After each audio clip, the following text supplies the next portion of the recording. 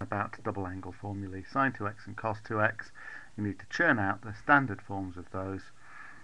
In terms of sine x and cos x, there is only one for that, and the version of cos 2x that uses cos x.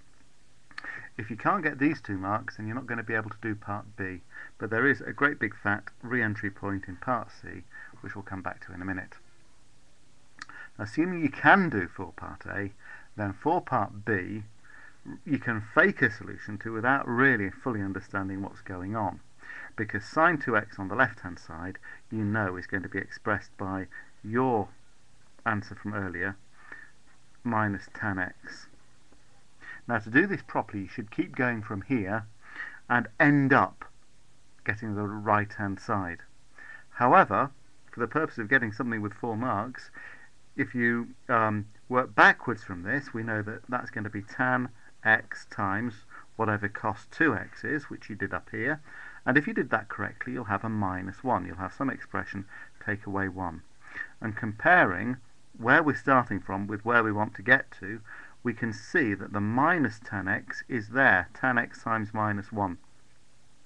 So as long as we can convince ourselves that tan x times this stuff here really does equal that term there, then it becomes a satisfactory progression from here, through to here, and then to this answer here.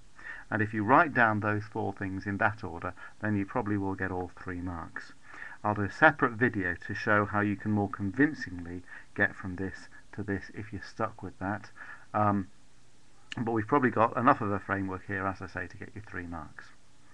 Now in part C, as I say, this is a big fat re-entry point. You don't have to have done any of A or B. You just have to look at part B.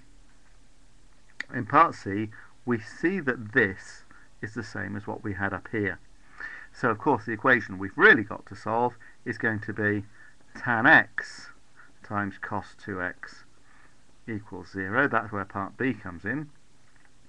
And then that just leads to tan x equaling a particular value, or cos 2x equaling a particular value, because we've got a factorized equation. Something times something equaling 0 always splits up into 2 possibilities, and you've just got to get the right ones in the range 0 to 360 degrees, so this should be 4 easy marks if you know what you're doing.